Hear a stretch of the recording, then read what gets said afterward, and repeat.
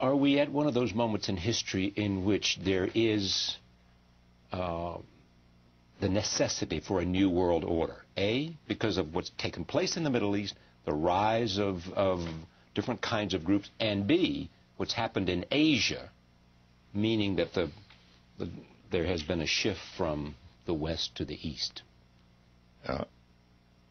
There's a need for a new world order, but it has different characteristics in different parts of the world.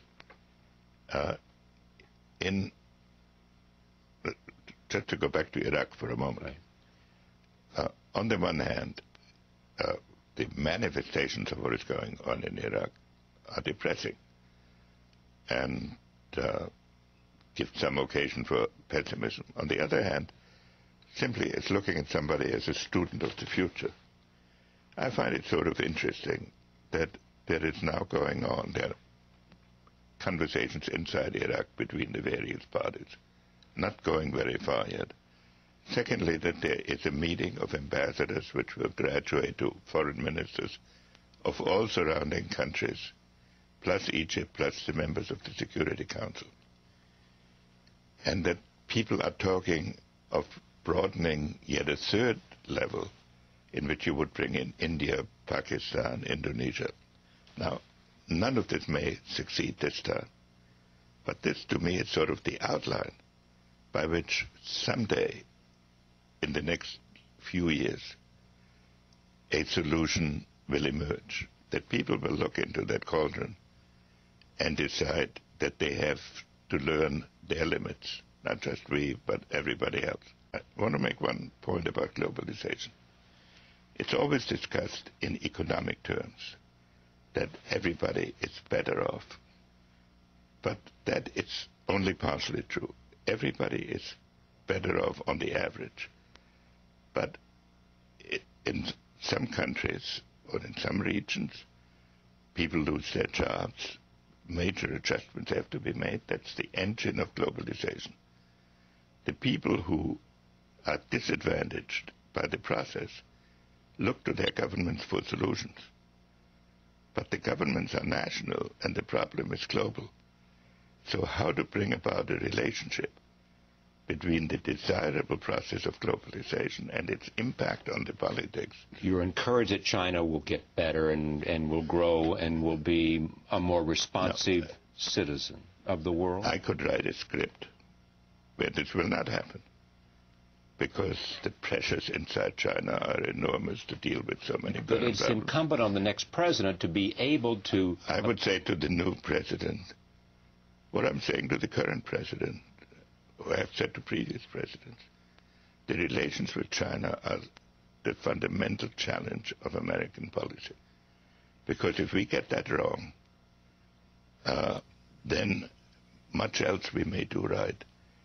It's going to be subsumed in an attention to a conflict like the Cold War. And that is something that we must really avoid. And if we want to have a constructive world, the purely strategic and military problems that the shift in power relationships brings will confuse us if we do not consider that we have to bring about, together with other countries, a different consciousness of what a world order is. Now you have on the one extreme globalization, in which the nation is weakened. On the other extreme you have religion. Then in between you still have traditional states. And how you can get an international system in a world that is states and all these other movements, that is bound to produce problems. But I have actually, especially in the last month, developed the thought that yes, we are living in a period of tremendous turmoil now. But I think that at the end of this administration, with all its turmoil, and at the beginning of the next, we might actually witness the creation of a new order, because people looking in the abyss, even in the Islamic world, have to conclude that at some point ordered expectations must return under a different system. But you cannot wake up every morning wondering what horror is going to befall you. And so, yes, we are in a I find it interesting that somebody called a conference of ambassadors in Baghdad of all the surrounding countries, plus the Security Council, and everybody came. And it hasn't broken up. Of course it didn't settle anything yet, and it won't very necessarily quickly, but then they're adjourning to a foreign ministers meeting. Now, it's just the beginning, a very small step on a road which either this administration will have to travel further, or a new administration. Somewhere along the line, something like this must happen.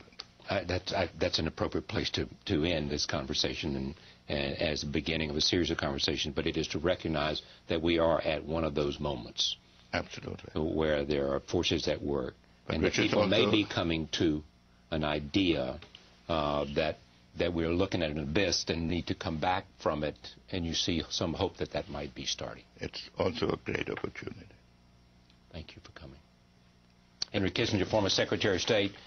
We began, as I said, this series of conversations with former secretaries of state, with people from not just the United States, but other countries, talking about this new world order and where we go from here. 1, 2, 3, 4.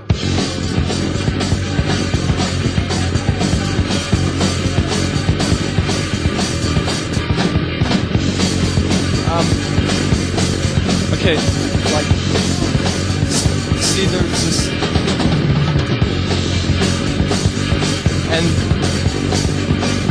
and then, never mind, forget it, you would